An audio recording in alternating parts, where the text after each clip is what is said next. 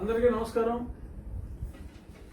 ఈరోజు మేజర్గా ప్రెస్తో ఇంటరాక్షన్, ఎందుకంటే మొన్న ప్రతిపక్ష నాయకుడు గారు ఇక్కడ 2 రోజులు ఉన్నారు. తర్వాత నిన్న మా పార్టీలో మరి అతి ముఖ్యులు నెంబర్ 2గా A2గా కూడా చాలామంది అవుతున్న సాయిరెడ్డి గారు కూడా ప్రెస్ మీట్ పెట్టారు. మరి దాని విశేషాలు ఇంకా జరుగుతున్న ఇవాళ మార్నింగ్ కోర్టులో కూడా మరి డైలీ అన్నారు. ఈ అన్నింటి మీద కూడా మరి మీడియాతో ఇంటరాక్షన్గా పెట్టుకున్నాం. కొన్ని సమస్యలను కూడా చర్చిద్దాం. ఈలోపు మొదలెట్టే ముందు మంచి మాట, ప్రజలందరికీ కూడా సందేశం, ముఖ్యంగా నాకు నేను ఇచ్చుకునే సందేశంలాగా అనిపించింది. ఈరోజు నాకు దొరికింది. నిన్న గురించి భయపడేవాడు నేడు పోరాడలేడు, నేడు పోరాడలేని వాడు రేపు గెలవలేడు. గెలుపు కావాలనుకుంటే భయం వదిలేయాలి, భయం పోవాలంటే పోరాడి తీరాలి. భయపడుతూ చేసే పోరాటం ఓటమి పాలవుతుంది.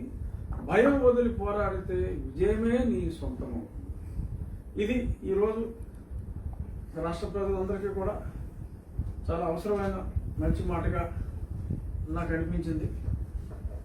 మరి అందరూ కూడా మరి విద్యా వ్యవస్థలో జరుగుతున్న దాని మీద పోరాడాల్సిన సమయం వచ్చింది. పసిపిల్లలు పోరాడుతున్నారు, వారి తల్లులు పోరాడుతున్నారు, చాలామంది తండ్రులు తాగుతూ కూర్చుంటున్నారు.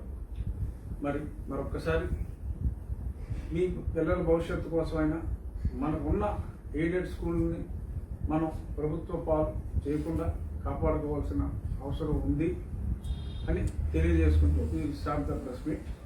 సార్, చంద్రబాబు నాయుడు గారి పర్యటనతో మీ పార్టీ నేతలు బాగా కొంత ఆందోళనకు గురవుతున్నట్టున్నారు. విజయసాయిరెడ్డి గారిని ఏకదాటిగా ప్రెస్ మీట్ పెట్టి చాలా అంశాలు ప్రస్తావించారు. ఏంటి, ఎందుకని అంత ఆందోళన పడుతున్నారా? అంటే ప్రెస్ మీట్లో మరి వారు మాట్లాడింది నేను వాళ్ళ సాక్షి పేపర్లో, మిగిలిన పేపర్లో పెద్దగా రాలేదు కానీ సాక్షి పేపర్లో చాలా కూలంకషంగా వచ్చింది, చదివా. కొంత అంటే మాటలు ఆనందిస్తున్నట్టుగా మాట్లాడారు కానీ ఆందోళన అనేది చాలా స్పష్టంగా కనపడింది. ఎందుకంటే ముఖ్యంగా అసలు ఎంపీలు ఎన్ని, ఎమ్మెల్యేలు ఎన్ని అడుగుదాం అనుకుంటున్నారు అని చెప్పి మరి మాట్లాడటం అన్నదే చాలా ఆశ్చర్యం అనిపించింది. మరి ఆయన ఒక పార్టీ, మరి ఆయన ఒక పెద్ద పార్టీని రిప్రజెంట్ చేస్తున్నారు. ఆ పార్టీ ఒకప్పుడు కేంద్రంలో కూడా ప్రధాన ప్రతిపక్షంగా ఉన్న పార్టీ. మరి గతంలో 80వ దశకంలో కేంద్రంలో కూడా ప్రధాన ప్రతిపక్షంగా ఉంది. మరి అటువంటి పార్టీని అసలు కనీసం ఒక పార్టీగానే కూడా చూడకుండా, వాళ్ళకి అసలు ఏమీ తెలియదు అన్నట్టుగా, సర్వం తానే అన్నీ ఈయనకే తెలుసు అన్నట్టు, మరి నిజంగా చెప్పాలంటే దెయ్యాల వేదాలు వల్లించడం అనేది అతి స్పష్టంగా నిన్న చూసాం. వీళ్ళకి దగ్గర అవుతున్నారు అన్న బాధ మరి ఏదో చాలా స్పష్టంగా కనపడుతున్నట్టుగా ఉంది. మరి ఎందుకని ఆ రకంగా మాట్లాడారు అనేది ఇంకొకటి, ఆ మీడియా సమావేశంలో నేను చూసా. కొంతమంది విలేకరులు అడిగారు ఏంటంటే, మరి ఈ భోషడికే అన్న మాట మరి పట్టారు గారు ఏదైతే అన్నారో దాన్ని ప్లే చేసి చూపెట్టారా రాష్ట్రపతికి అని కూడా అడిగారట కదా. రాష్ట్రపతి గారికి ఏమర్థం అవుతుంది? ఏం అర్థం కాదు. అది మనకు మనం ఊహించుకుని అనుకున్నాం. మరి మా పార్టీ వాళ్ళు కూడా, అంటే మా అధ్యక్షుడే సాక్షాత్తు మా పార్టీ ఈశ్వర రైకాపా జాతీయ అధ్యక్షుడు వైఎస్ జగన్మోహన్ రెడ్డి గారు మరి గతంలో చాలా మాట్లాడారు కదా. మరి వాటి సంగతి ఏంటంటే చాలా అమాయకంగా ఇప్పుడు మాట్లాడారు. ఎక్కడ మాట్లాడారు? ఏదో సినిమాలో ఎవరన్నా అమ్మాయిని రేప్ చేసిన వస్తే ఆ అవతల సైడు లాయర్ అడుగుతాడు, ఎక్కడ ముట్టుకున్నాడు, నేను ఎక్కడ పట్టుకున్నాడు అంటే అవతల వాళ్ళు గట్టిగా అడుగుతారు. ఎలాగా అమ్మాయితో మాట్లాడవలసిన పద్ధతి ఇది కాదని. అలా ఆ టైప్లో అన్నారా? నాకు తెలియదే. ఎప్పుడు మాట్లాడారు? ఏ తారీఖు మాట్లాడారు? ముందు తారీఖు అడిగాడు, తారీఖు చెప్తే ఎన్నింటికి మాట్లాడారు అంటే సెకండ్తో సహా నాకు టైం కావాలి, నేను వెరిఫై చేయాలి అన్నట్టుగా ఆయన వ్యవహారం. నేనే వీడియోలు మొన్ననే వారం క్రితమే ప్లే చేశాను. తుపాకీతో కాల్చి చంపినా తప్పు లేదన్నారు, బంగాళాఖాతంలో కలిపేయాలన్నారు, దున్న అనాలా, అన్న అనాలా, దున్న అనాలా అని అన్నారు. మరి మీరేదన్నా ఎలక్షన్ కమిషన్ దగ్గరికి వెళ్ళి మన పార్టీని రద్దు చేస్తాము, ఇవాళ తెలుగుదేశం పార్టీని రద్దు చేస్తామని అడగడానికి ఏకచిత్ర నటుడు మీరు అందరూ వెళ్తున్నారట. మరి అలాగే మరి ఇవన్నీ కూడా ఇస్తే ఎన్ని గంటలు, ఎన్ని నిమిషాలు, ఎన్ని సెకండ్లకి, ఏ రోజు, ఏ ఊళ్ళో, ఏ సభలో, ఏ పాదయాత్రలో ఏం మాట్లాడారో ఇస్తే మన పార్టీ రద్దు కూడా అడుగుతారా ఏమిటి? ఎందుకు అన్ని డీటెయిల్స్ అడుగుతున్నారు? ఎస్, ఎవరో అక్కర్లా, నేనే ఇస్తా డీటెయిల్స్. మాట్లాడటం తప్పే, ఎవరు మాట్లాడినా కూడా తప్పే, అది బూత్ అయితే. ఈ సందర్భంగా ప్రశ్నకి yes, there are so many questions, but ఈ మాటలు వచ్చినాయి కాబట్టి చెప్తున్నా. కొన్ని పదాలు మా రాష్ట్ర ప్రభుత్వం అంటే రాజ్యాంగ అధినేత కాకపోయినా రాష్ట్రాధినేత అన్నది నిజం, రాజ్యాంగ అధినేత అన్నది ఆయన నమ్మకం. ఆ పక్కన ఉన్న సలహాదారు దిక్కుమాలలో ఏబిసిడి రావాలని అందరూ చెప్తూ ఉంటారు, మీరే రాజ్యాంగాధినేతను కూడా. అది కాదు, గతంలో కూడా మనం చెప్పుకున్నాం. అది కానప్పటికీ రాష్ట్రాధినేత అనేది నిజం. సో రాష్ట్రాధినేతగా మరి కొన్ని పదాలని మేము జనరల్గా పార్లమెంట్ సాక్షిగా అంటాం, అన్పార్లమెంటరీ లాంగ్వేజ్ అంటాం కొన్నిటిని. మరి ఇక్కడ అసెంబ్లీలో కొన్ని పదాలు మరి ఆమోదించడం జరిగింది.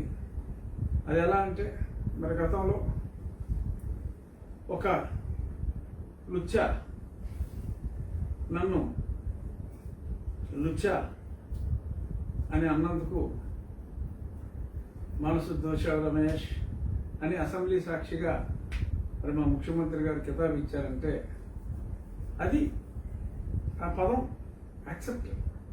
మా పార్టీ, మా ప్రభుత్వం అసెంబ్లీ సాక్షిగా లుచ్చా అనే పదాన్ని లీగలైజ్ చేసింది.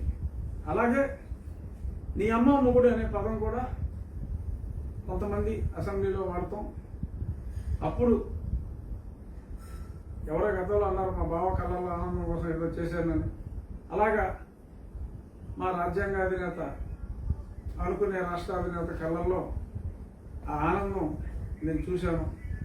మరి ఎప్పుడు కూడా మరి దాన్ని ఖండించిన పాపాన పోలేదు కాబట్టి అది కూడా యాక్సెప్టెడ్ టర్మినాలజీ. సో కాబట్టి ఇన్ని పదాలు వెతుక్కుంటే అసెంబ్లీలో చాలా పదాలు దొరుకుతాయి. అసెంబ్లీలో వెతుక్కుంటే చాలా పదాలు దొరుకుతాయి. ఇన్ని యాక్సెప్టెడ్ పదాలు ఉండగా మరి ఆ భోషడికి అనే పదాన్ని విస్మరించడం బెటర్. ఎందుకంటే బీపీలు పెరుగుతాయి, బీపీలు పెరిగితే దాడులు జరుగుతాయి, దాడులు జరిగితే పోలీసులు డైరెక్ట్గా డీజీపీ గారే ఆ మధ్యన అదుర్స్ సినిమాలో బ్రాహ్మణ అన్నాక మాత్రం గుప్పుడు పట్టుడదు ఏంటండి అన్నట్టు ఆ మాత్రం ఆవేశం వస్తే చిన్న చిన్న దాడులు కూడా చేరేంటి, వాళ్ళ పరిస్థితి మనం అర్థం చేసుకోవాలని చెప్పి కొన్ని వ్యర్థపు మాటలు డీజీపీ గారు కూడా మాట్లాడేశారు. కాబట్టి ఎందుకు మనకన్నా పదాల కొరత? అసెంబ్లీలో అప్రూవ్ చేసిన పదాలే ఉన్నాయి. సో ఇంకొకసారి వెరిఫై చేసుకుని ఆ భోషడికి అన్న పదం జోలికి వెళ్ళకండి ఎవరు కూడా. ఎందుకంటే మా అర్థంలో దాని అర్థం వేరుంది, సాక్షాత్తు పెద్దలు చెప్పారు. కాబట్టి మిగిలిన పదాలని వెతుక్కోండి అని ఒక సూచన. మెయిన్ సబ్జెక్ట్లోంచి చిన్న డైవర్షన్గా ఇది సూచన.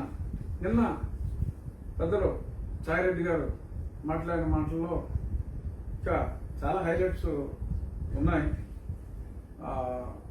గంజాయి గురించి కూడా ఆయన చెప్తూ ఏమన్నారంటే మరి గతంలో తెలుగుదేశం హయాంలో ఎన్నో వందల కేసులు ఉన్నాయి, మా హయాం వచ్చిన తర్వాత ఆ కేసులు తగ్గిపోయినాయి అని చెప్పారు. చాలా సంతోషం వేసింది. ఎందుకంటే సరే ఒక పక్కన బాధ వేసింది, మా ప్రభుత్వాన్ని ఎందుకు ఇంత బాగా చదువుకున్న చార్టెడ్ అకౌంటెంట్, మరి ఈయన మా ముఖ్యమంత్రి లాగా ఫస్ట్ క్లాస్ స్టూడెంట్ అవునో కాదో నాకు తెలియదు, కానీ మరి ఆయన చార్టెడ్ అకౌంటెంట్ పాస్ అయ్యాడు ఆయన. మరి ఆయన మరి ఒక పక్కన అందరూ కూడా అభియోగాలు, మరి గంజాయి ఏపీ గంజాయి అని చెప్పి, మరి ఒక పక్కన హైదరాబాద్ సిటీ కమిషనర్ దగ్గర నుంచి అందరూ కోడే కూస్తూ ఉంటే, దేశం అంతా కోడే కూస్తూ ఉంటే, మరి మేము బుక్ చేసిన కేసులు బాగా తగ్గిపోయినాయి అని చెప్పి ఒక ఆత్మహత్య సదృశ్యం లాంటి మాట పెద్దలు విజయసాయి రెడ్డి గారు ఎందుకు మాట్లాడారో ఒక్కోసారి ఈయన వెనక నుంచి బొక్క పెట్టేస్తూ ఉంటాడేమో అన్న అనుమానం కూడా వస్తూ ఉంటుంది. ఓకే, ఆయన చెప్పింది నిజమే కావచ్చు, కానీ ఇది సందర్భం కాదు. అందరూ తలబరాయి మన మీద వేస్తూ ఉంటే మరి మా జాకా గారు కూడా ఇలా రాయేయటం అనేది మరి ఇది చాలా చింతిస్తున్నాను నేను. మీరు అబ్జర్వ్ చేస్తే ఆయన నిన్న చెప్పారు మీ ప్రెస్ మీట్లో కేసులు తగ్గిపోయినాయి. ప్రతిపక్షాల అభియోగం కూడా అదే, మీరు కేసులు పెడతలేదంటున్నారు. సో మరి అది న్యాయమా చెప్పండి? మా పార్టీ జాతీయ కార్యదర్శి నేనేదో విమర్శిస్తున్నానని చెప్పి నన్ను ఏదో ఏమన్నారు, రాజద్రోహానికి ఒడిగట్టాడని అన్నారు. నేను నా రాజ్యాన్ని ఎలా కాపాడుకోవాలరా బాబు, మళ్ళీ మా ముఖ్యమంత్రి కలలు కట్టినట్టు 25 ఏళ్ళు ఎలా ఉండాలి అని చెప్పి నేను అనుకుంటా ఉంటే, మరి నిజమైన ద్రోహం మరి విజయసాయి రెడ్డి గారు అది కన్ఫర్మ్ చేసి మరి మీ కేసులు తగ్గించేసామని చెప్పి ప్రతిపక్షాలు చేస్తున్న ఆరోపణలకి ఊతం కలిగించేలాగా మాట్లాడటం మరి చాలా దురదృష్టం. పైగా ఇంకొకటి ఏమన్నారంటే, మరి ఆ సమావేశంలోనే అనుకుంటున్నాను నేను మాట్లాడింది అదే, ఎవరో తెలంగాణలో ఒక ఎస్పీ గారు పేరు చెప్పరట, ఆయన ఆంధ్రాకి బార్డర్గా ఉన్న జిల్లాకి ఎస్పీ అట. అది అందరికీ తెలిసిందే, ఎందుకంటే టీవీలో అందరూ చూశారు. రంగనాథ్ గారని ఒక ఆఫీసరు, ఆయన దాడులు చేసుకుంటూ ఉంటా వాళ్ళు 2 గుళ్ళు వెంటాడుతూ ఇక్కడికి వచ్చారు. సరే, దానికి ఈయన కేసీఆర్ గారికి కంప్లైంట్ ఇస్తాడట. నీటి సమస్యను పరిష్కరించుకోవాలా సాగిరెడ్డి, చెప్పు, మన నాయకుడికి చెప్పు, నీటి సమస్య మీకే అప్పచెప్పమని చెప్పండి. ఆ నీటి సమస్యని కేసీఆర్ గారికి లేఖ రాయండి. మరి పెట్టపోరు పిల్లి తీర్చిందని చెప్పి మళ్ళీ ఏదో కేంద్రం అంటున్నారు, మళ్ళీ అక్కడ వాళ్ళొక అవన్నీ కూడా కృష్ణా బోర్డు అన్నీ కూడా తీసేసుకుంటారంటున్నారు.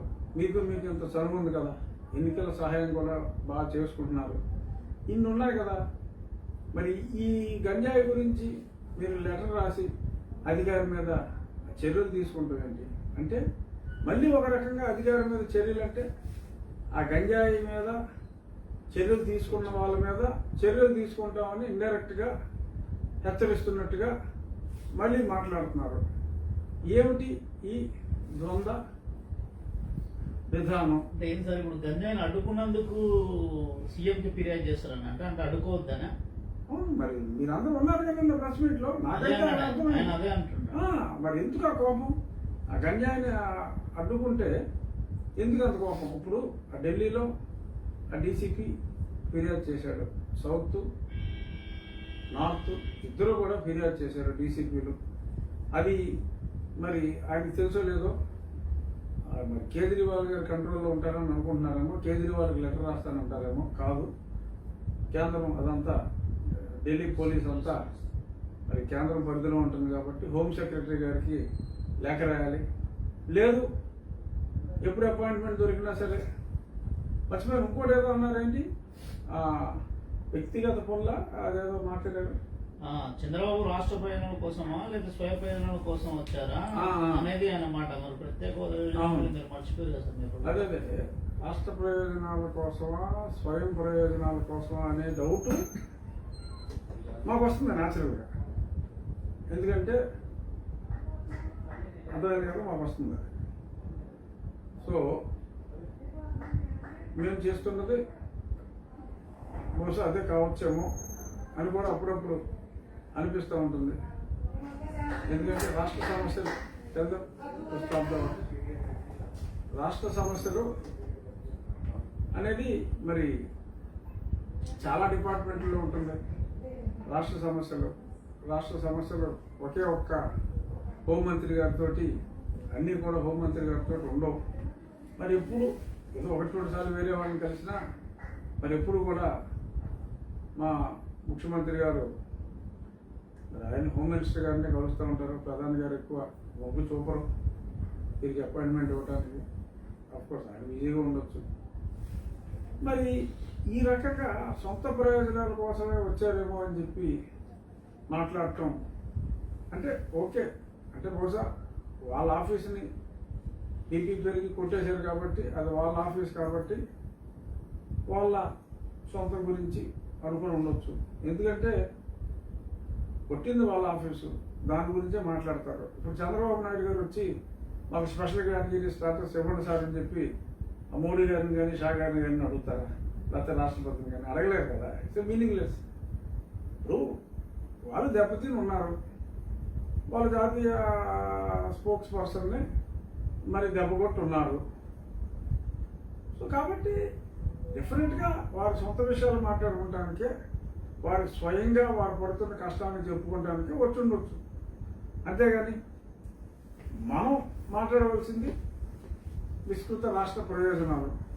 మనమేం మాట్లాడుతున్నామో మరి ఎప్పుడు కూడా ముఖ్యమంత్రి గారు ఒక లేఖ రిలీజ్ చేయడం తప్ప ఏ రోజు కూడా మరి ఆయన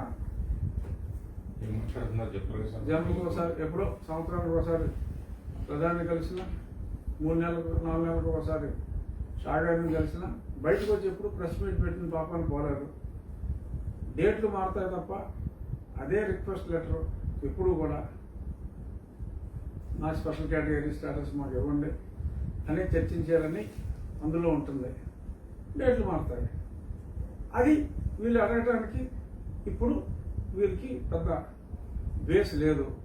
పైగా ప్రస్తుతం మరి దాడులు చేయించుకున్న పరిస్థితుల్లో మరి ఒక అతను మరి మనశ్శాంతి కోసం మరే దానికోసం మాల్దీవులకు వెళ్ళారని చెప్పి వచ్చింది పేపర్లో. మరి ఆ మాల్దీవులకు కూడా మరి వీళ్ళే చూసేవాళ్ళు సాక్షిలో. చంద్రబాబు నాయుడు గారే వీరిని హత్య చేసి ఆ హత్యా నేరం మరి ఈయన మీదకి జగన్మోహన్ రెడ్డి గారి మీద మోపుతారనే భయంతో ఆయన మాల్దీవులకి వెళ్ళిపోయారు అని మరి ఈయన చెప్పారు. మాల్దీవులకి వెళ్ళారని ఈయనకి ఎవరు చెప్పారో మరి నాకు తెలియదు. మరి ఆయన చెప్పారు మాల్దీవులు అని. మరి ఇటువంటి కొరస ఆలోచనలు, అంటే మేము కొరస బుద్ధి అంటాం మా జిల్లాలో, కొరస ఆలోచనలు ఎందుకు వస్తాయో అర్థం కాదు. మాట్లాడితే మాట్లాడరు. బాబాయ్ గురించి చర్చిద్దాం, చాలా పెద్ద issue.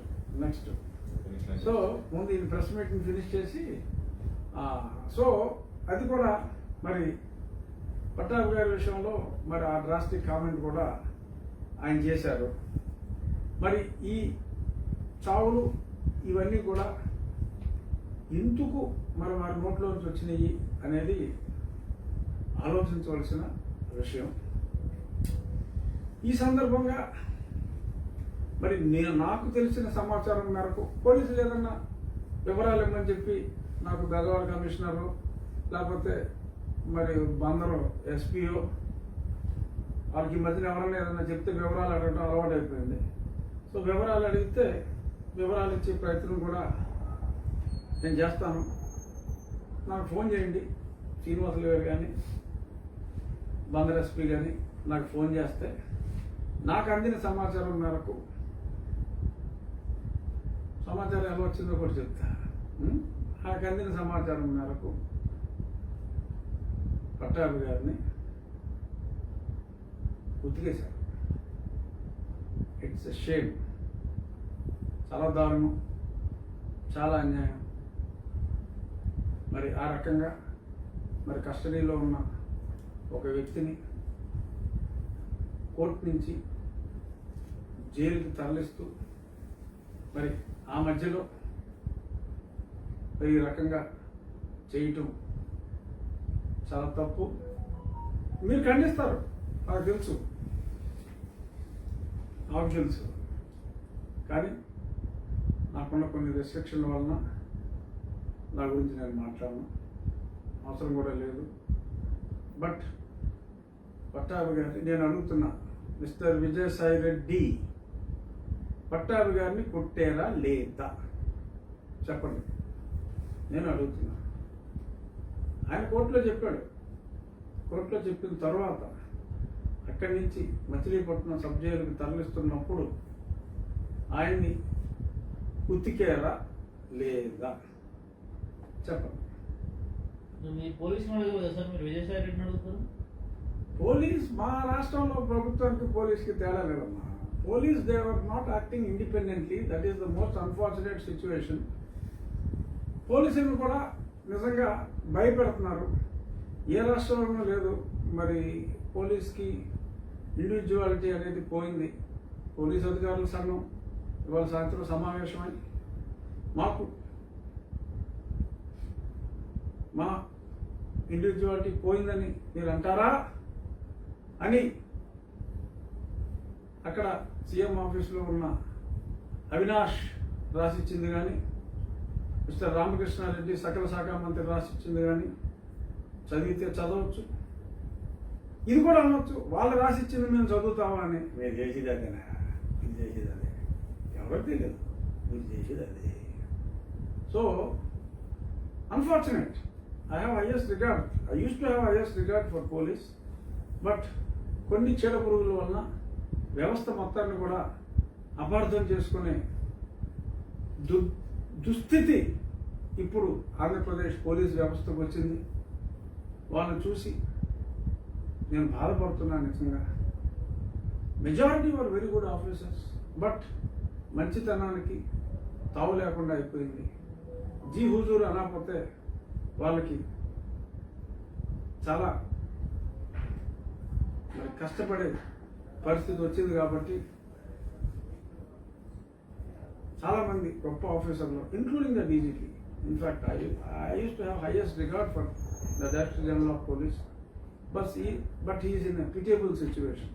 He may deny this, but he is in a pitiable situation, unfortunately. There were several excellent officers.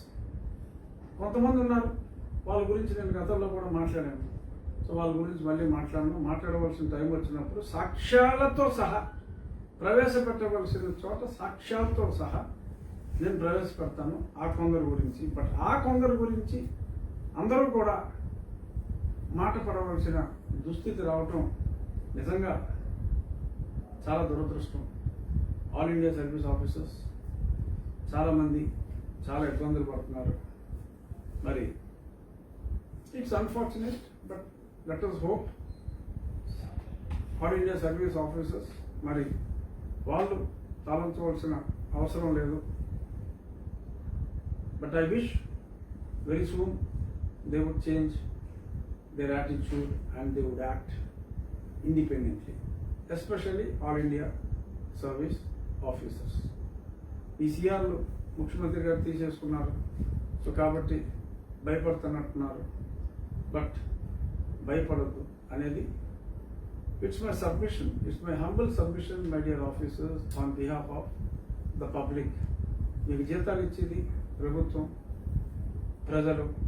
So దానికోసం మరి ప్రభువుల మాట మీరు విని, ప్రజల చేత నియమించబడిన ప్రభువుల మాట మీరు విని ప్రజలకి అన్యాయం చేయొద్దు అనేది నా కోరిక. ఇది సాయిరెడ్డి గారి ప్రెస్ మీట్. ఏపీ సరిహద్దుల్లో గంజాయిని పట్టుకున్నందుకు ఎస్పీ పైన వ్యాఖ్యలు చేశారు మీ పార్టీ. కంప్లైంట్ చేస్తాం, ఒక రకమైన బెదిరింపు అది. మరి పక్క రాష్ట్రాల్లో అదే పోలీస్ ఆఫీసర్లు, కమిషనర్ బెంగళూరే కావచ్చు, కేరళ కావచ్చు, పక్కన కర్ణాటక కావచ్చు, వాళ్ళందరూ కూడా పట్టుకున్నారు కదా. మీరేమో కేసులు తగ్గినదే మీ నాయకుడు అంటున్నది. పక్క రాష్ట్రంలో అంటే మీ పోలీసుల వ్యవస్థ ఏం చేస్తుంది సార్? అంటే ఓవరాల్ అంటే రాష్ట్రంలో రాజకీయ నాయకుల పరిస్థితి పక్కకు పెడితే కనీసం గంజాయి మాదక ద్రవ్యాలు ఇంత పెద్ద ఎత్తున రవాణా జరుగుతుంటే కంట్రోల్ చేయొచ్చు కదా. అంటే సింపుల్ అమ్మా. ఇది వరక మరి గతంలో ఎక్కువ కేసులు బుక్ చేశారని చెప్పారు కదా మా ఈయన సాయి గారు. అప్పుడేంటంటే ఆ బయటికి వెళ్లకుండా ఇక్కడే పట్టేసుకున్నారు. ఇప్పుడు ఇక్కడ కేసులు తగ్గిపోయినాయి అంటున్నారు కదా, బయట పెరిగిపోయినాయి. అంటే వీళ్ళు పట్టుకోవట్లేదు కాబట్టి బయట పట్టుకుంటున్నారు. Very simple. ఆయన చెప్పిన దాంట్లో తప్పేం లేదు. పక్క రాష్ట్రానికి వెళ్లకుండా ఇక్కడే పట్టుకుని కండెమ్ చేసేవారు గతంలో కేసులు బుక్ చేసి. ఆ కేసులు తగ్గిపోయినాయి కాబట్టి మరి పక్కకి వెళ్తే వాళ్ళు పట్టుకోవాలి కదా. మనం పట్టుకుంటాం వదిలేసినంత మాత్రం వాళ్ళు పట్టుకుంటాం మానరు కదా. సో కాబట్టి వాళ్ళు పట్టుకుంటున్నారు అని చేత అక్కడ కేసులు వస్తున్నాయి. అందుకనే నేను చెప్పాను ఢిల్లీ వరకు మరి హోమ్ సెక్రటరీ గారికి రాయాలి. ఆ కర్ణాటక అయితే మరి కర్ణాటక వాళ్ళు మా విధానాలను చూసి ఇదిగో బియ్యం సంచుల్లో ఏదో సొంత ట్రక్కులు పల్లెక్కొని బియ్యం సంచుల్లో మా వాళ్ళ ఫోటోలు ఆయన వాళ్ళ తండ్రి ఇద్దరు ఫోటోలు వేసుకుని ఇలా సంచుల్లో ఇస్తున్నారట. ఇది కర్ణాటక వాళ్ళు కూడా ఫాలో అవుతారంట. ఇలాంటి దిక్కుమాలిన ఆలోచనలు. వాళ్ళు కూడా బళ్ళు కొని వాళ్ళు కూడా బ్యాగులు కొని ఇదేదో రెమ్యూనరేటివ్గా ఉందని ఆ బళ్ళు బ్యాగులు కొని వాళ్ళు కూడా ఇస్తారట. ఈ సంచులు ఖర్చు 750 కోట్లు. ఇప్పుడు నానా కంపోజ్ చేస్తున్న విద్యా వ్యవస్థ ఏదో డబ్బులు మేము సేవ్ చేయాలనుకుంటున్నామని చెప్పి మరి 565 కోట్లు కేంద్ర ప్రభుత్వ వాటా పోను ఆ ఎయిడెడ్ టీచర్లకు ఇచ్చేది సంవత్సరానికి. ఈ సంచులకి ఈ జగన్మోహన్ రెడ్డి గారు రాజశేఖర రెడ్డి గారు చిరునవ్వుల సంచులకి 750 కోట్లు ఖర్చు పెడతామన్నట. మరి ఇందులో రాశారు. మరి కింద రాశారు మరి అయ్యా జగన్ రెడ్డి గారు సంచులకు ఉన్న విలువ పాఠశాలలకు లేదా అని. ఇప్పుడు మరి కర్ణాటక వాళ్ళు కూడా ఇది ఫాలో అవుతారని చెప్పి మా సాక్షిలో వచ్చింది. సో కాబట్టి కర్ణాటక వాళ్ళు సంబంధాలు ఉన్నాయి కాబట్టి మరి కర్ణాటక కమిషనరా బెంగళూరు కమిషనర్ కాబట్టి వారికి కూడా ఒక కంప్లైంట్ ఇచ్చి మరి ఏమని చెప్తారు. అసలు పట్టుకున్నా మా పేరు చెప్పొద్దంటారా, అసలు పట్టుకోవద్దంటారా? నేనేంటి ఆయన ఏం చెప్పారు? ఆయన ఏదో గంజా అయితే పట్టుకున్నాడు కదా, మా పేరు చెప్పొద్దన్నా లేకపోతే పట్టుకుంటున్నా తప్పన్నా, అలా మా సరుకు అయితే పట్టుకోవద్దన్నా, అసలు ఏంటి నాకు అర్థం కాల. నాకైతే చాలా కన్ఫ్యూజింగ్గా ఉంది ఆయన మాట్లాడిన మాటలు. సో ఇక చంద్రబాబు గారి టూర్ మీద ఉన్న ప్రశ్నలు ఉన్నాయి. అంటే ఆయన రాష్ట్రాన్ని అంధకారంలో తీసుకుపోయే పరిస్థితి తెస్తారు, రాష్ట్రాన్ని బ్లేమ్ చేసే వ్యవస్థను క్రియేట్ చేసి ఢిల్లీలో 2 రోజుల పర్యటనలో అని అంటారు. ఆయన కలిసిన ఒక రాష్ట్రపతిని విజ్ఞప్తి చేసిన ఆయన. కానీ మీరు ప్రెస్ మీట్ పెట్టి అంటే మీరు అభద్రతా భావానికి లోనవుతున్నారంట మీ ప్రభుత్వం. వాళ్ళు బీజేపీతో కలిస్తే వైసీపీ నష్టం ఏంటి సార్? మీరు మంచి ప్రశ్న. ఏమీ లేదు. మరి ఎందుకు మీరు ఇంత అమిత్ షా మీద రేపు బదిలీలో 80% ఓట్లు వస్తాయి. ఎందుకంటే ప్రధాన ప్రతిపక్షం పోటీ చేయలేదు కాబట్టి మాకు 80% వస్తాయి. ప్రధాన పక్షం పోటీ చేస్తుంటే మరి మాకు కొంచెం అమిత్ షా మీద రాలేసారు అనేది బీజేపీ వాళ్ళు మాట్లాడుతూ బాగుండదు. వైసీపీ వాళ్ళు బీజేపీ రూల్ తీసుకొని మాట్లాడడానికి ఏంటి అంటే మీ పార్టీ స్ట్రాటజీ అంటే ఉలిక్కి పడతాం కావచ్చు. అప్పుడు ఎవరో దిక్కుమాలిన వెదవలో మరి ఏదో 2-3 మేము మా జిల్లాలో బెడ్డ ముక్కలు ఉంటాం. రాళ్ళు అంటే ఇంత ఉంటే రాళ్ళు, ఈ చిన్న వాటిని బెడ్లు అంటాం. బెడ్డ ముక్కలు ఏదో 4 బెడ్డ ముక్కలు ఇసిరేది తప్పే.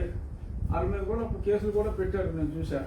డెఫినెట్గా ఇప్పుడులాగా కోపం వస్తే 4 బెడ్డ ముక్కలు వేస్తారు తప్ప అని అప్పుడు డీజీపీ గారు అనలేదు.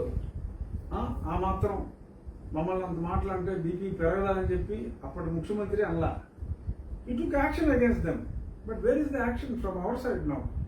ఇలాంటి సమర్థించడాలు తప్ప యాక్షన్ లేదు. మరి అప్పుడు ఆ సంగతి మరి అమిత్ షా గారికి తెలుస్తుంది కదా. డెఫినెట్గా అప్పుడు యాక్షన్ తీసుకున్నారన్న సంగతి ఆయనకు తెలియకుండా ఉంటుందా? So he has never encourage these kind of things ఇలాగా. సో ఇదేదో మళ్ళీ నేనేదో మళ్ళీ ఆయన్ని సమర్థిస్తున్నానని అంటారు. ఆయన సమర్థించడం నా ఉద్దేశం కాదు, జరిగింది చెప్తున్నా అంతే.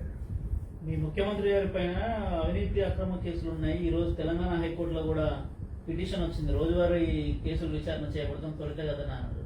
మీరు సుప్రీంకోర్టులో కూడా పిటిషన్ దాఖలు చేశారు కదా, విచారణ ఫాస్ట్ చేయాలి, వేగవంతం చేయాలి, సుప్రీంకోర్టు ఆదేశం ఎట్లా చూస్తారు? యాక్చువల్గా అది నాకు చాలా శుభపరిణామం. ఎందుకంటే నేను సుప్రీంకోర్టులో వేసిన పిటిషన్ బహుశా దీపావళి తర్వాత లిస్ట్ అవుతుంది. లిస్ట్ చేస్తే లిస్ట్ అవుతుంది, లిస్ట్ చేయనిస్తే అక్కడ ఇప్పుడు ఇక్కడ 2 విధానాలు. ఎందుకంటే జనాలందరికీ కూడా తెలియాలి కదా. ఒకసారి ఛార్జ్షీట్ వేసిన తర్వాత డిశ్చార్జ్ పిటిషన్లు అని చెప్పి ఒక్కొక్కడు వేసుకుంటూ ఉంటాడు. ఇప్పుడు ఒక ఛార్జ్షీట్లో ఒక 10 మంది ఉంటే ఇప్పుడు జరుగుతున్నది ఏంటంటే ఓసారి ఒకడు వేస్తాడు, ఇది డిశ్చార్జ్ పిటిషన్ చెల్లరా అని అంటాడు. అదో 6 నెలలు పడుతుంది. అన్నాక 2వ వేస్తున్నాడు. అదో సంవత్సరం పట్టవచ్చు. అప్పుడు 3వ వేస్తున్నాడు. ఇక్కడ విచారణకి మరి ట్రయల్ స్టార్ట్ చేయాలి అంటే డిశ్చార్జ్ పిటిషన్ ఉంది అక్కడ. ఒకదానిలో ఒకడు అంతా హ్యాండింగ్లో అందరూ మాట్లాడుకుంటారు. ఒకటి తర్వాత ఒకటి వేసుకుంటూ పోతున్నా. సో అలా ఎడతెరిపి లేకుండా సాగుతాను. అదైతే కానీ ట్రయల్ స్టార్ట్ కాదు. ఆ ట్రయల్ స్టార్ట్ అయితే కానీ మా ముఖ్యమంత్రి స్పాట్లెస్గా బయటపడ్డాడు. అటువంటి టైం అదే కదా, నేను నిష్కలంకుడిగా బయట రావాలంటే ఇదంతా జరగాలి. ఇదంతా జరగని అట్లా. ఇప్పుడు ఆ కోర్టులో మరి ఆ షామీమ్ అఖ్తర్ గారు అని పేరు చూశాను నేను మెన్షన్. ఆయన ఇవన్నీ కూడా ఒక 40 పిటిషన్లు ఉన్నాయి, డిశ్చార్జ్ పిటిషన్లు. ఇవన్నీ కూడా వరుస పెట్టి డైలీ దీని మీద కూర్చొని సుప్రీంకోర్టు డైరెక్షన్ ఇచ్చింది అన్నది. సుప్రీంకోర్టు ఎప్పుడో డైరెక్షన్ ఇచ్చింది. ఆ డైరెక్షన్ ఇప్పటికైనా హైకోర్టు దృష్టికి రావటం నిజంగా ఆ భగవంతుడు లేలా. మరి ఇప్పటికైనా వచ్చింది కాబట్టి పైగా మా ముఖ్యమంత్రి గారు వ్యక్తిగత హాజరు కోసం మినహాయింపును కోరుతూ 1 సంవత్సరంన్నర క్రితం ఆయన పిటిషన్ వేశారు హైకోర్టులో. దాని మీద స్టే ఇవ్వాలి. స్టే ఇవ్వకపోతే దాని అర్థం ఏంటి? Simple common sense. It is not in force. మరి ఎప్పుడు ఇక్కడ సిబిఐ కోర్టులో ఏం చెప్తారంటే మేము పర్సనల్ అటెండెన్స్కి ఎగ్జామ్షన్ అడుగుతూ హైకోర్టులో కూడా మా మ్యాటర్ పెండింగ్ ఉందండి అంటారు. ఈ కోర్టులో ఎప్పుడు అడగరు. సరే, he has got his own discretion, but as a citizen we also have every right to question. So అక్కడ జురిస్ప్రుడెన్స్లో క్లియర్గా ఒకసారి స్టే రాకపోతే మరి ఇంత మునుపు ఇచ్చిన అదే సిబిఐ కోర్టు ఇచ్చిన order that will be in force కదా, మరి దాని ప్రకారం మరి హాజరు ఉండాలి అని ఎందుకు ఇన్సిస్ట్ చేయట్లేదు అనేది ఆ పైన ఉన్న పరమాత్మకే తెలియాలి. ఇప్పుడు ఆ మ్యాటర్ కూడా పెండింగ్ వస్తుంది. నా ఉద్దేశంలో, అంటే నాకు తెలిసిన నా లిమిటెడ్ న్యాయశాస్త్ర పరిధిలో డెఫినెట్గా వ్యక్తిగతంగా ఏం రావక్కర్లేదు, మీరు హ్యాపీగా పరిపాలించుకోండి అయితే అందరూ రావాలని అంటారు. అన్నా కూడా ఈయన ఎగ్జామ్షన్ ఇవ్వచ్చు. అంటారు 317 ఆయన ఫైల్ చేసుకుంటాడు, ఆయన ఏదో మీటింగ్ ఉందంటాడు, ఇంకోటి ఉందంటాడు, ఈయన ఇస్తారు. అది కూడా జరగవచ్చు. బట్ నేను సుప్రీంకోర్టులో అసలు పాయింట్కి వస్తున్నా. నేను సుప్రీంకోర్టులో వేసింది to give a direction to the learned CBI court to start the trial. So దానికి ప్రియాంబుల్గా ఈ డిశ్చార్జ్ పిటిషన్లు కొట్టేస్తే కానీ ఈయన ట్రయల్ స్టార్ట్ చేయడానికి ఇబ్బందులు ఉంటాయి. కాబట్టి మరి ఆ హైకోర్టులో రోజువారీ విచారించి బ్రదర్స్ ఆల్ అక్యూజ్డ్ మీరందరూ ఒకేసారి వేయరా బాబు, వేయకపోతే ఇంకా మీ డిశ్చార్జ్ పిటిషన్ని మేము పరిగణలోకి తీసుకోమని చెప్పి ఓ టైం ఇచ్చి ఉన్న డిశ్చార్జ్ పిటిషన్లతో పాటు ఇంకా ఎవరన్నా డిశ్చార్జ్ వేయాలన్న కోరికతో ఉబలాటంగా ఉంటే మీ కోరిక ఇప్పుడే డిశ్చార్జ్ పిటిషన్ వేసి తీర్చేసుకోండి అని చెప్పి ఆ డిశ్చార్జ్ పిటిషన్లు కూడా ఏం చేసుకుని వదిలించేస్తే మాకు ఈ ట్రయల్ ఇక్కడ స్టార్ట్ అవుతుంది. మరి గతంలో మరి సుప్రీంకోర్టు ఒక వ్యక్తికి 77 సార్లు హాజరు నుంచి మరి ఎగ్జామ్షన్ ఇచ్చి వాయిదా వేస్తే మరి సుప్రీంకోర్టు కొంచెం కంగారు పడింది. మరి 2300 వాయిదాలకి మరి 10 సంవత్సరాలకు కూడా మరి డెఫినెట్గా విచారణ కంటూ వస్తే కంగారు పడతాం సహజం. యాదృచ్ఛికంగా జరిగినప్పటికీ అఫ్కోర్స్ డెఫినెట్గా యాదృచ్ఛికమే, ఎందుకంటే మాది జస్ట్ ఫైల్ చేసాం, ఇక్కడ లిస్ట్ అవ్వాలి. యాదృచ్ఛికంగా జరిగినప్పటికీ చాలా ఆలస్యమైనప్పటికీ హైకోర్టు తీర్పుని ఈరోజు నేను మనసా వాచ స్వాగతిస్తున్నాను. మరి ఆ తీర్పు ప్రకారం త్వరగా 1 నెల రోజుల్లో ఆ మ్యాటర్స్ అన్ని క్లోజ్ అయ్యి మరి సిబిఐ కోర్టులో మరి ఈలోపు నా పిటిషన్ విచారణకు వచ్చినా రాకపోయినా మరి ఇక్కడ కూడా రోజువారీ విచారణతో ట్రయల్ కంప్లీట్ చేసి మరి త్వరగా మా ముఖ్యమంత్రి గారిని మరి స్పాట్లెస్గా మరి సిబిఐ కోర్టు పంపించాలని చెప్పి కోరుకుంటున్నాను. అది నువ్వు అడిగిన హైకోర్టుకి ప్రశ్నకి నా సమాధానం. నెక్స్ట్ మిమ్మల్ని విలువలే కదా సార్ ఈ రోజు ఎలక్షన్ కమిషన్ దగ్గర పోతే మరి మీ పార్టీ ఎంపీలంతా ఢిల్లీలో ఉన్నారు కదా, మీకేమైనా ఆహ్వానం వచ్చింది? ఎందుకంటే ఎలక్షన్ కమిషన్లో మీరు టీడీపీ పైన ఫిర్యాదు చేసేందుకు అందరూ సిద్ధమే కదా మీ పార్టీ ఎంపీలు. మరి విజయసాయి రెడ్డి గారు మీకు ఏమైనా కబురు పెట్టారు? మీరు కూడా ఢిల్లీలో ఉన్నారు కదా. సరే, నువ్వు మరి అన్ని తెలిసి అడుగుతున్నావు. ఎందుకంటే మరి మా పార్టీ తెలుసు కదా సార్, మీరు మొన్న పనిచేస్తాను కదా విజయసాయి రెడ్డితో కలిసి అంతగా రాష్ట్రం కోసమే పనిచేస్తాము, మాకు వేరే ఎజెండా అంటే ఏం లేదు కదా. కరెక్ట్. మరి ఆయన ఏం చెప్తాం అన్నాను, అన్నమాట నిజమే. కానీ మా పార్టీలో నేను ఉన్నమాట కూడా, నేను అన్నమాట నిజం, మా పార్టీలోనే నేను ఉన్నమాట కూడా నిజం. కానీ మా వాళ్ళు నన్ను దేనికి పిలవట్లేదు. పైగా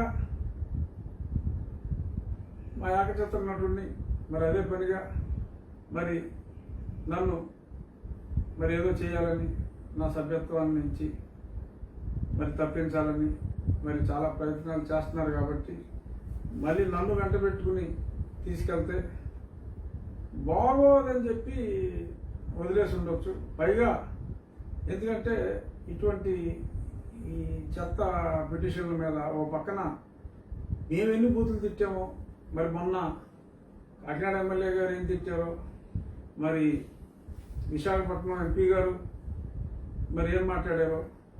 ఇప్పుడు భోషడికి అన్నది కోడ్ వర్డ్ అని మనం అనుకుంటే దాని మీనింగ్ ఏదైతే మా ముఖ్యమంత్రి గారు చెప్పారో ఆ కన్ఫ్యూజన్ లేకుండా ఆ మీనింగ్నే మరి గత 10 రోజుల్లో ఓ 10 మంది మాట్లాడారు. ఇది ఎమ్మెల్యే ఎంపీ స్థాయి వ్యక్తులు మాట్లాడారు. అధికార ప్రతినిధి is far below an MLA and MP. So మరి మా పార్టీలో ఎమ్మెల్యేలు ఎంపీలు మరి పామరులకు కూడా అర్థమయ్యే భాషలో మరి ఆ పదాన్ని వాడి పండితులకు కూడా అర్థం కాని భాషలో ఎవరో ఒక వ్యక్తి ఒక మాట అన్నాడని మరి పార్టీని రద్దు చేయమని అడిగితే మరి పొరపాటు నేను అక్కడికి వెళ్ళి సార్ మేము కూడా ఇన్ని మాటలు అన్నాం సార్ అని అంటే మరి ఏమైపోతుందన్న భయంతో నన్ను పిలుచుండ్రేమో అని నేను అనుకుంటున్నాను. అది నా అనుమానం. విశాఖ కేంద్రంగానే అసలు గంజాయి రవాణా జరుగుతుంది అనేది జనసేన ఆరోపణలు చేస్తుంది. పవన్ కళ్యాణ్ గారు నిన్న పవన్ కళ్యాణ్ గారు కానీ వాళ్ళ పార్టీ ప్రతినిధులు కానీ ఈరోజు కూడా తాజాగా ఇచ్చారు. రఘునందన్ రావు గారు బీజేపీ తెలంగాణ ఎమ్మెల్యే కూడా మీ పరిపాలన సరిగ్గా లేదు, అంతా గందరగోళంగా ఉంది రాష్ట్రం అంతా కూడా అనేది ఆయన కామెంట్ చేశారు. ఎట్లా చూస్తారు?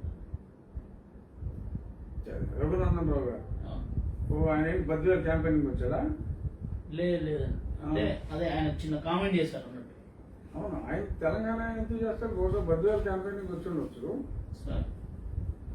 సరే, అది అపోజిషన్ పార్టీ కాబట్టి డెఫినెట్గా మరి మా ముఖ్యమంత్రి గారు తరచూ చెప్తూ ఉంటారు కాయలో ఉన్న చెట్టుకే రాళ్ళ దెబ్బలని. అలాగా మరి రఘునందన్ రావు గారు ఏమన్నా అన్నారేమో. మరి స్పెసిఫిక్గా ఏమన్నారో చెప్తే నేను ఐ కెన్ కౌంటర్. మరి ఆయన ఏమన్నారో మీకు ఐడియా ఉందా? రఘునందన్ రావు గారు ఏమన్నారో మీకు తెలియదు. మరి ఏదైనా స్పెసిఫిక్గా పలానా అన్నారంటే మనం కౌంటర్ చేసుకోవచ్చు. బట్ అది నాకు ఐడియా లేదు. మరి నిన్న మొన్న ఇంకేమేమి జరిగింది? చంద్రబాబు నాయుడు గారికి ఫోన్లో మాట్లాడారని చెప్పి ఏదో గ్యాస్ కొట్టుకుంటున్నారని చెప్పి మా సకల శాఖ మంత్రి గారు ఒక కామెంట్ చేశారు. మరి ఎందుకు అలాగా లేఖితనంగా మాట్లాడతారో నాకు అర్థం కాదు. మనం మన స్థాయి ఏంటో తెలుసుకోవాలి, పక్క వాళ్ళ స్థాయి గురించి కూడా తెలుసుకోవాలి. ఒకరిని విమర్శించినంత మాత్రాన మనకి స్థాయి పెరుగుతుంది అనుకోవటం పొరపాటు. నేను వైఎస్ఆర్ కాంగ్రెస్ పార్టీలో ఉన్నాను, బట్ అవతల పార్టీ వాళ్ళని అవమానించి మనం లబ్ధి పొందాలనుకోవటం చాలా పొరపాటు. ఇప్పుడు భోష్టికరణ కేసు పెట్టారు కదా సార్, మరి ఇప్పుడు చంద్రబాబు నాయుడు గారు ప్రతిపక్ష నాయకుడు మాజీ ముఖ్యమంత్రి, ఆయన్ని టెర్రరిస్ట్ అన్నాడు మీ పార్టీ ప్రధాన కార్యదర్శి. టెర్రరిస్ట్ అన్నారా? చంద్రబాబు నాయుడు గారు టెర్రరిస్ట్ అని అన్నాడు. దానికి మీ పార్టీ ప్రధాన కార్యదర్శి దానికి ఏమన్నారు? సాక్ష్యాలు అడగాలి. అసలు టెర్రరిస్ట్ అంటానికి టెర్రరిస్ట్ అంటే మీనింగ్ తెలుసా మా జాకాకి? మరి తెలిస్తే మరి ఒకవేళ ఏదన్నా ఇంటర్నేషనల్ టెర్రరిజంలో ఒకవేళ ఉన్నారా ఉంటే అదే మాట వేరే వాళ్ళు అనుంటే ఇప్పటి ముఖ్యమంత్రి గారిని, అప్పటి ముఖ్యమంత్రి గారిని ఈయన అన్నాడు కాబట్టి బతికిపోయాడు. అదే మాట ఇప్పటి ముఖ్యమంత్రిని ఎవరైనా అనుంటే ఆ వివరాలన్నీ అడుగుతారు, నీ దగ్గర ఏమైనా సాక్ష్యాలు ఉన్నాయని చెప్పి తీసుకెళ్ళిపోతారు. అది మరి చాలా దురదృష్టం. అలా మాట్లాడటం అనేది చాలా తప్పు. ఇక్కడ మరి సజ్జల గారు ఆయన అంటే మా ముఖ్యమంత్రి హృదయాన్ని మరి దారుణంగా దోచుకున్నారు. ఆయన ఈ రకంగా ఫోన్ మాట్లాడారని చెప్పి ఒకసారి తెలుగుదేశం పార్టీ ఆఫీస్ వాళ్ళు అఫీషియల్గా కన్ఫర్మ్ చేస్తే, నిజంగా మాట్లాడకపోతే షాగార్ ఆఫీస్ చెప్తారు కదా మేము ఎవరితోటి ఫోన్లో మాట్లాడలేదని.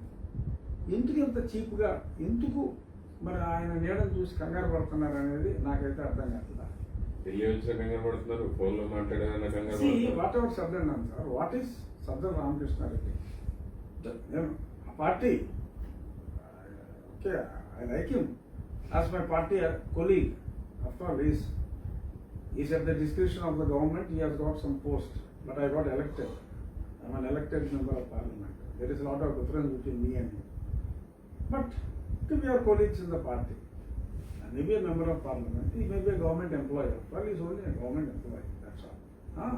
But still, he is talking about a person who has worked as the chief minister for 14 years and who has been the leader of the opposition, now continuing in the 12th year. 12 ఏళ్ళు అపోజిషన్లో ఉంది. మరి ఒకప్పుడు అందరూ చూసిందే, మరి ఆయన జాతీయ రాజకీయాల్లో మరి ఒక చక్రం తిప్పిన వ్యక్తే. వీళ్ళు విలేకరులాగా ఇప్పుడు మీరు చేస్తున్న పని అప్పుడు ఆయన చేసేవాడు, అంతే కదా, న్యూస్ రాసేవాడు, అంతేనా. కొన్ని స్థాయి పెద్దేమో, మల్లారెడ్డి గారి రికమెండేషన్ కాబట్టి కొంచెం స్థాయి పెద్ద అనిపిస్తారు, అంతమించి కాదు కదా. మరి ఈ రకంగా మరి స్థాయి మర్చి దిస్ డజంట్ మీన్ నేను మళ్ళీ ఎవడో మాట్లాడతాడు, ఎవడో అవుతాడు, చంద్రబాబు నాయుడు గారు సగం అవుతున్నాడు ఈడే. నో, నేను అనేది ఒక వ్యక్తికి మనం గౌరవం ఇస్తే ప్రజలు మనల్ని గౌరవిస్తారు. మన స్థాయిని మరిచి అవతల వారి స్థాయిని మరచి నోటుకు వచ్చినట్టు వాడితే మరి people will misunderstand our party because he is representing. Of course ఆ కేసు వస్తుంది రేపో మాకు. Is government employee and is also representing the party which is illegal according to me. But since is representing the party, ఈ రకంగా చిల్లరగా మాట్లాడటం, స్థాయి మరిచి మాట్లాడటం ఏంటి? ఇప్పుడు ఏమైంది? ఆయనకి గౌరవిస్తే మీ గౌరవం ఏమన్నా తప్పుతుందా? కరెక్ట్ కాదు కదా.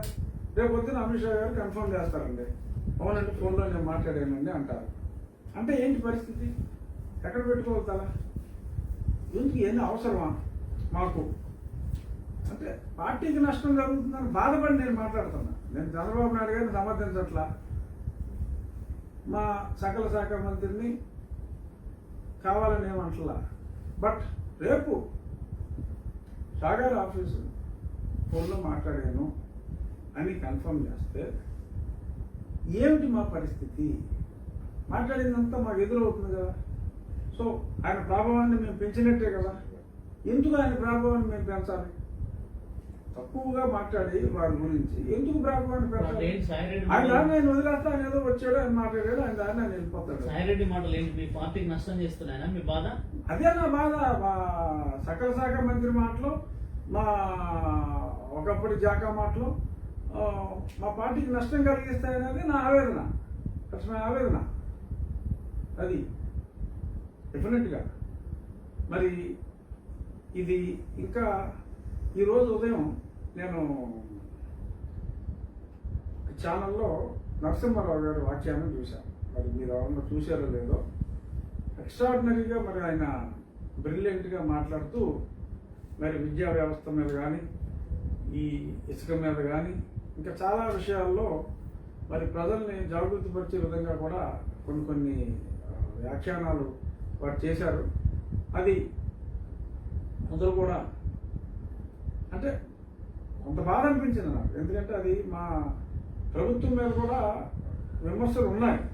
ఉన్నప్పటికీ కూడా మేము దాన్ని పాజిటివ్గా తీసుకుని ఆయన మాట్లాడిన దాంట్లో ఉన్న పాయింట్స్ నిజంగా మాకు గుండె గుచ్చుకున్నవి ఉంటే సరి చేసుకోవడానికి ఒక గొప్ప ఆపర్చునిటీ. ఎందుకంటే sooner or later public may realise the problems. So ఆయన చాలా సవివరంగా చెప్పారు. ఆ చెప్పిన దాన్ని మనం కరెక్ట్గా అర్థం చేసుకుని కరెక్షన్స్ చేసుకుంటే ఈలోపు ఎలాగో ఈ కోర్టులో తొందరగానే తేలిపోతుంది కాబట్టి, ఈ నీలాపలందరి నుంచి బయటపడిపోతాం కాబట్టి, ఇది బయటపడినా కూడా మరి నిజంగా ఇవాళ ప్రజలు పడుతున్న కష్టాలు, మరి ఆ కష్టాల నుంచి ప్రజల్ని బయటపడేయవలసిన బాధ్యత మా మీద ఉంది. ఆ బయటపడేయడంలో మేము విఫలం చెందితే మరి డెఫినెట్గా మమ్మల్ని ప్యాక్ చేసి ఇంటికి పంపించేస్తారు. సో అంచేత it is time for correcting ourselves. కాబట్టి ఎవరు విమర్శించినా సరే కేసులు పెట్టి 41 నోటీస్ ఇవ్వకుండా బొక్కలో పెట్టి అన్ని చేసి కాకుండా let us try to correct ourselves and give the good governance what the people have expected. Thank you. For more updates, please subscribe 99 TV Telugu.